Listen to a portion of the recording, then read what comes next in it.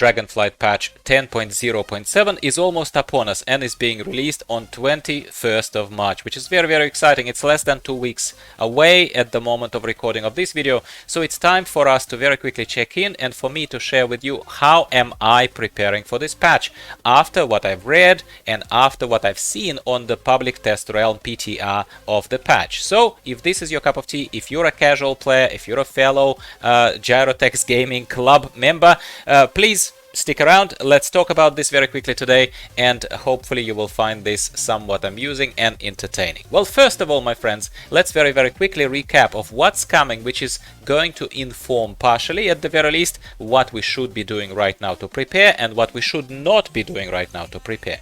So we will be returning to the Forbidden Reach, where the Drakthea starting experience is actually in the game right now. If you're all Drakthea at all, if you're not, you are missing out. You should definitely try the race and the classes and the class.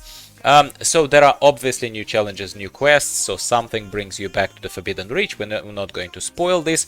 And then there are a few things which are of interest to casuals. What are casuals, first of all, interested in? Well, while the hardcore people are interested in hardcore raiding and pushing Mythic Plus 20 keys or very competitive PvP, I'm speculating here, we are different. Casuals are different. We're interested in solo content or easy content, easy grouping content. Yes, that's genuinely what we're interested in, and I'm speaking from myself, from the heart, but I do genuinely believe that my audience thinks similarly to me.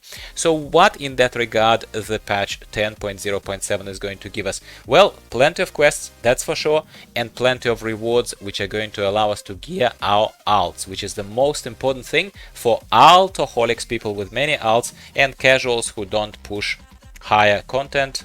However, we're still susceptible to the same mentality, to the same thinking process. For us, progress in World of Warcraft, for a lot of us anyway, is in the gear. We are gearing.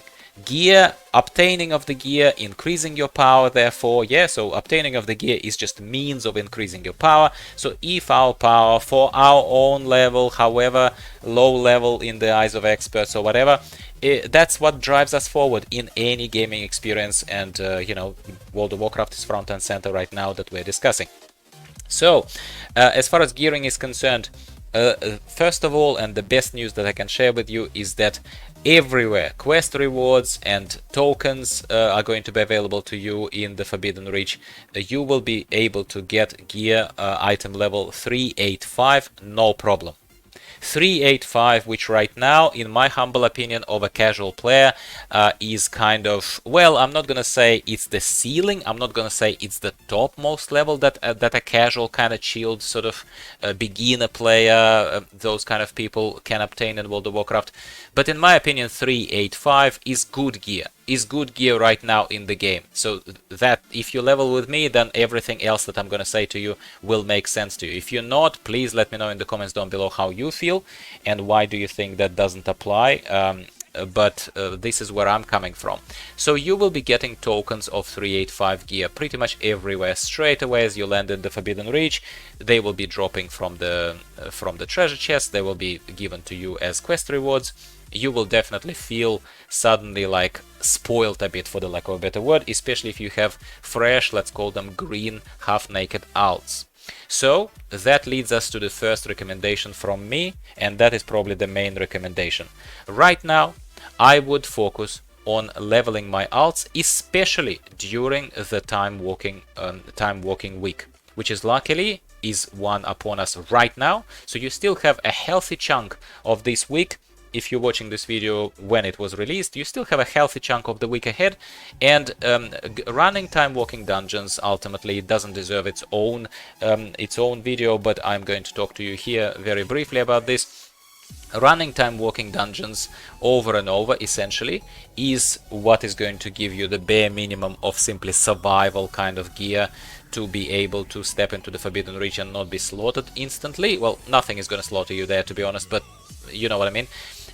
So the time walking gives you 358 gear right now.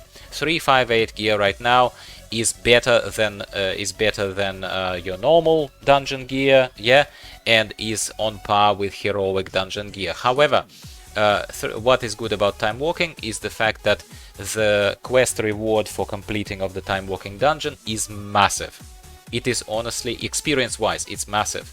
So it will allow you to level your alts, especially if you're a healer or a tank who has very short Q, super duper fast. Super duper fast. And for alcoholics and for people with many characters already in Dragonflight, like me, like you possibly, going through another campaign basically and following the quest lines is boring as hell, let's be honest. Which is why running time walking, yes, it's over and over experience, but it's all dungeons and it's massive rewards, relatively massive experience-wise rewards. So I am personally enjoying this, and hence my main recommendation to you. You will be getting tokens of 385 as soon as you get into Forbidden Reach. Will they be showering from the sky? No. But will you get enough and quickly enough, especially if you're deliberately like trying to fly around, collect all the treasure chests, other kind of stuff? You will gear up very quickly to roughly that item level. So right now, once again, main recommendation is forget about gearing through Mythic Plus dungeons. I would forget about it, especially as a casual. Me and a good friend of mine, we've been running, I don't know, Mythic Plus 4, Mythic Plus 6, all the way up to Plus 10, which we found then doable, but rather stressful in a kind of, because rewards are not justifying the amount of effort put in.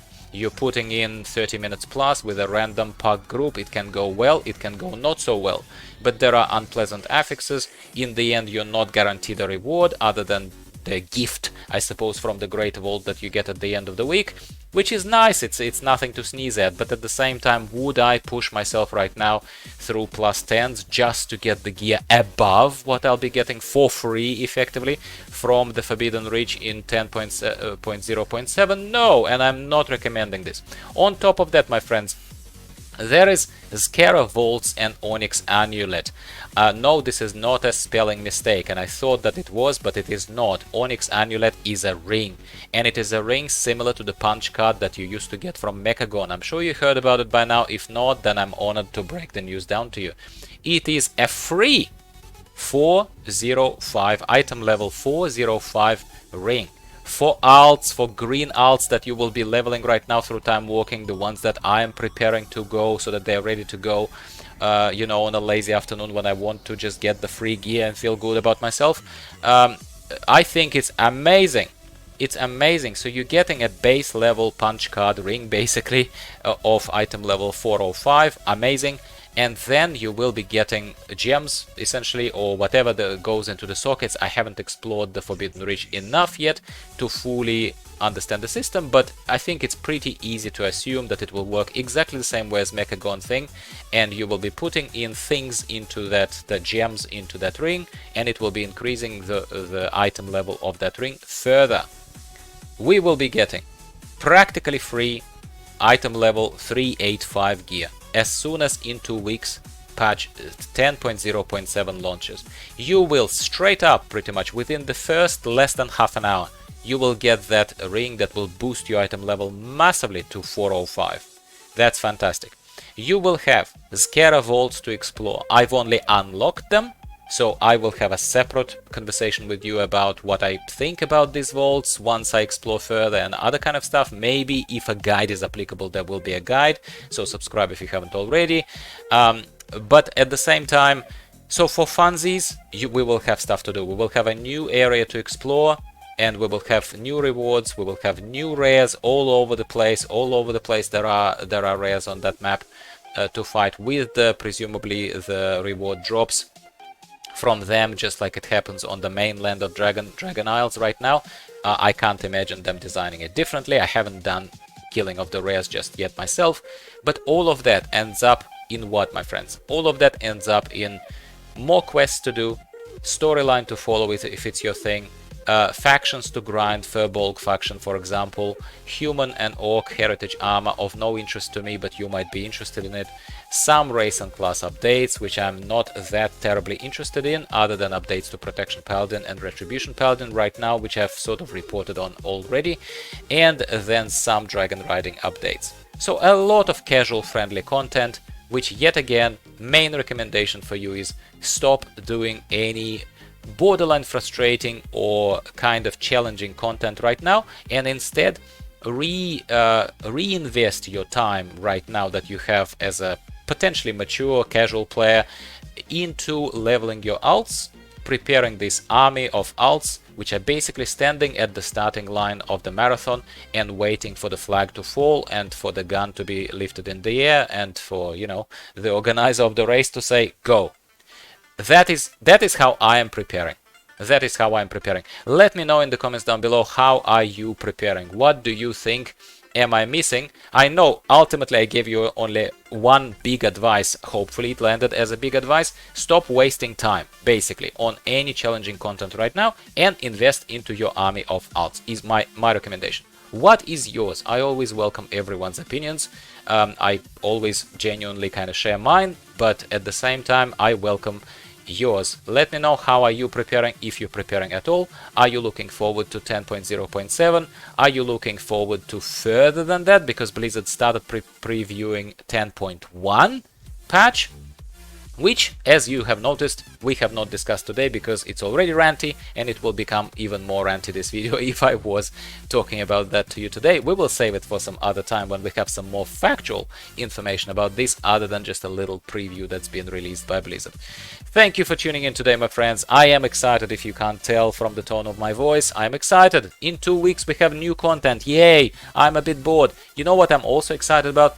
I'm excited about Diablo 4, or kind of not pre-launch, but basically early access, starting on as early as 17th of April, which basically means that if they release right now this Return to the Forbidden Reach on March 21st, it gives me and you ample amount of time to enjoy the Forbidden Reach and possibly even get bored of it. No, I'm just joking, before Diablo launches. So it's fantastic, the timing is great.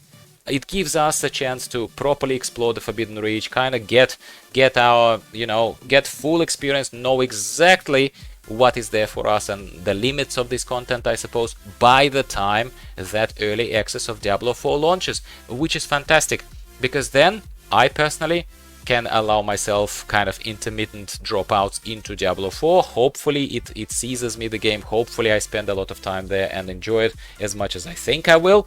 And then, like, yeah, there'll be plenty of time for me to resurface in World of Warcraft and look forward to 10.1. Fantastic. Roadmaps are great. Well done, Blizzard.